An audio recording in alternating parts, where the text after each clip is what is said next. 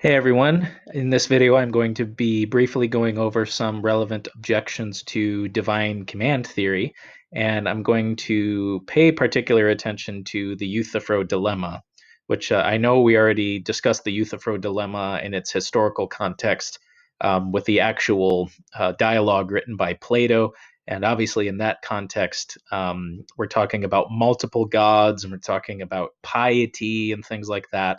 But despite the fact that the context now is in a monotheistic context, we can still raise the Euthyphro dilemma in a monotheistic context in a similar kind of way that we can a polytheistic context. So the question we're going to be dealing with here with a monotheistic version of the Euthyphro dilemma would be something like this. Is something right or good because God commands it? Or does God Sorry, my cat's tail just went in front of the camera. Is something right or good because God commands it, or does God command it because it is either right or good? So we talk about the two horns of the dilemma here. And part of the reason why this is a dilemma is presumably, if you're a classical theist, both of these horns of the dilemma, regardless of which one you go with, ought to make you uncomfortable. So the idea is that if you accept the first horn of the dilemma, you're accepting something that's problematic and hence conflicts with theism. And then likewise for the second horn of the dilemma, if you accept the second horn, you're likewise accepting something that's problematic and may conflict with theism. All right, so the problem with the first horn of the dilemma, I briefly mentioned in the last video that I did on divine command theory. And the problem with it is that the first horn of the dilemma makes morality arbitrary because God's commands are arbitrary. Remember, we talked about the fact that if God's commands actually play a creative role in determining what the moral facts are, that means that prior to God issuing a commandment, there are no moral facts. But if there are no moral facts prior to God's issuing any commandments, then God is not issuing commandments out of any sort of knowledge basis that God possesses. So God doesn't command us to murder because God knows that murder is evil or harmful and it's wrong to do things that are harmful. It's God's actual act of commanding which creates the moral fact that corresponds to the action.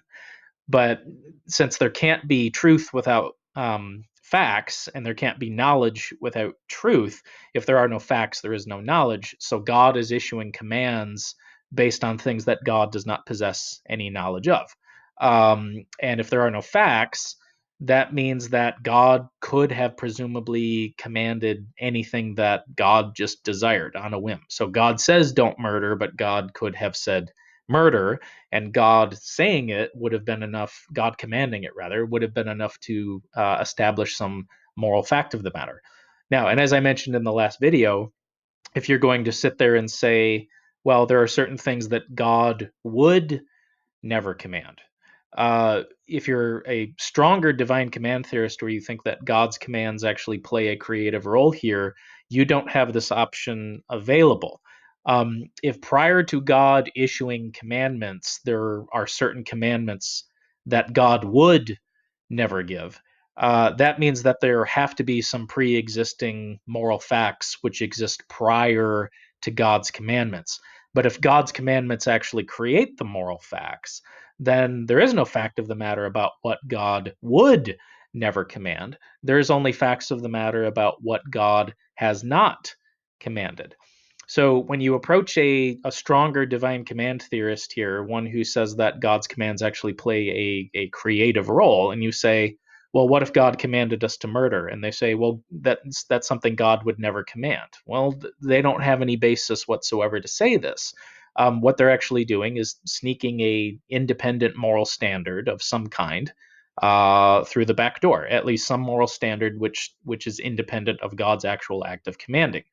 So if you're a strong divine command theorist who's a classical theist, you have this problem that right and wrong and what's right and wrong and what's good and evil are now completely arbitrary. So if you're a strong divine command theorist, right and wrong are completely arbitrary, good and evil are completely arbitrary, and that just seems really, really, really problematic. And what's interesting is the strong divine command theorist of this variety might appeal to strong divine command theory in order to have an objective basis for morality. You know, these kinds of divine command theorists will say, well, independently of God's commands, how can there be an objective basis for morality? Now, but notice here, we don't have an objective basis for morality.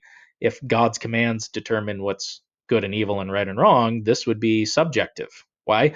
Because moral facts are no longer mind independent kinds of entities. They all depend for their existence on at least the mind of God because they depend for their existence on God's commandments. So, in an attempt to get an objective basis for morality, it's strange that we end up with a not radically, but a somewhat subjective basis for morality. Okay, so that's going to be problematic. Now, but what about the second horn of the dilemma? So if we're going to reject the idea that things are right or good because God commands them, what if we say that God commands them because they are right or good? Now, this horn of the dilemma seems to make it the case that the moral facts are somehow outside of God's control or outside of God's jurisdiction. So God may still have a knowledge basis from which God issues commands, but God wouldn't have any control over what the moral facts themselves are. God would not have jurisdiction over what the moral facts actually are. Now, and if you adopt a stronger notion of aseity, like I mentioned in the one of the previous videos on the divine attributes. So aseity in the strong sense would be God does not depend on anything distinct from God for God's existence, and everything distinct from God depends on God for its existence. Well, if the moral facts are distinct from God, and God has no control or jurisdiction over what those facts are, then that means that there's something that exists independently of God.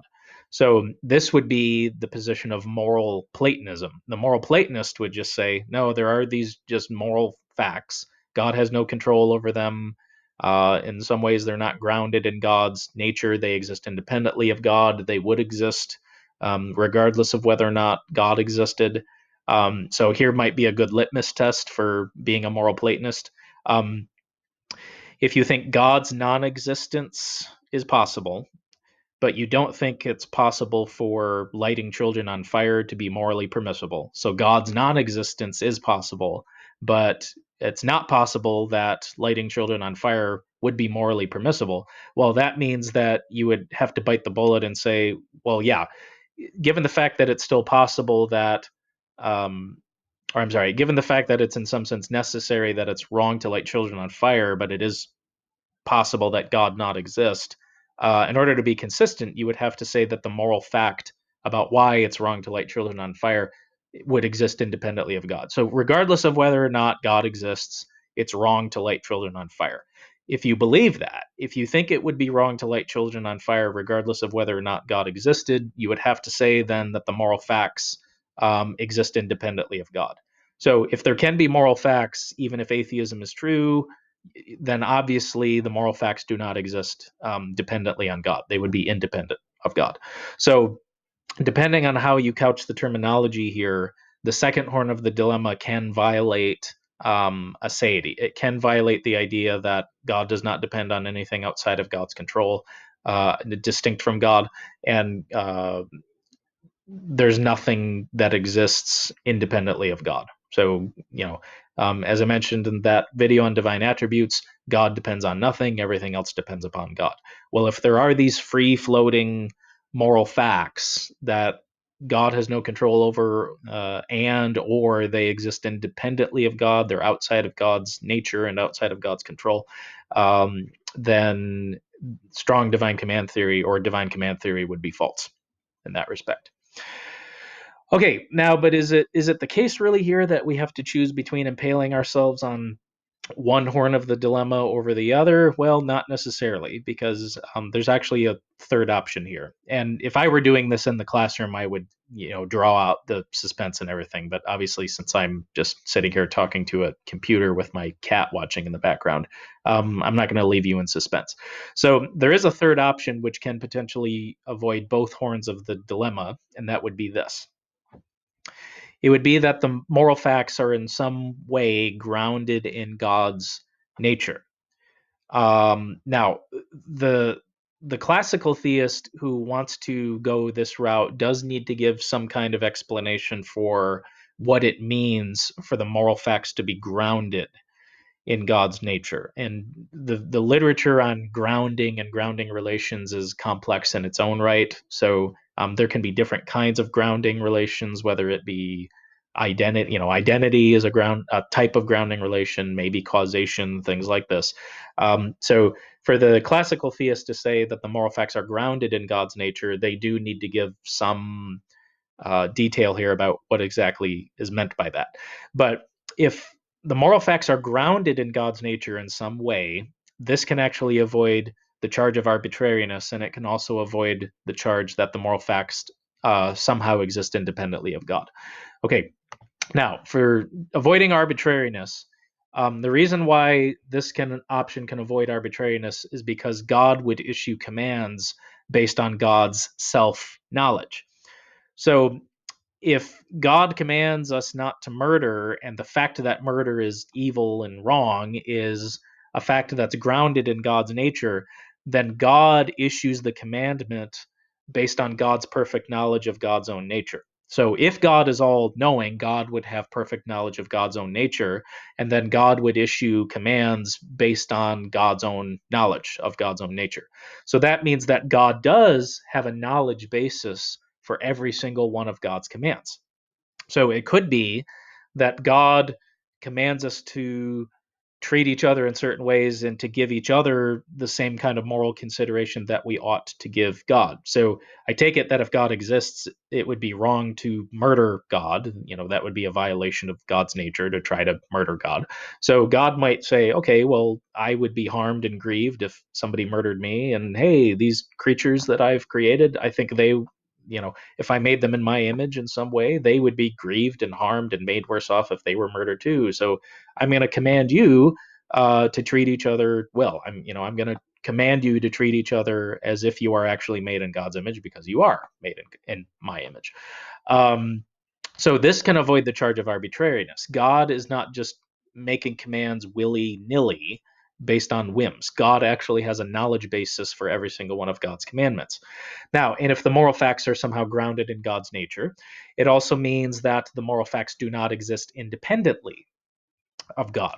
So if they're grounded in God's nature, they don't exist independently of God, but it could turn out to be true that God still has no control over what the moral facts are. The reason being is that it may be that God does not have control over what God's own nature is. So if God has no control over the kind of being that God is, to the extent that the moral facts are grounded in God's nature, they don't exist independently of God, but God has no control over them. In the same way, you have no control over the fact that you're a Homo sapien, but that's not a knock against you, right? It's not a knock against you or a limitation of your power to say that you have no control over the fact that you're a Homo sapien. Okay. Now, I quickly want to sketch over a few other criticisms here.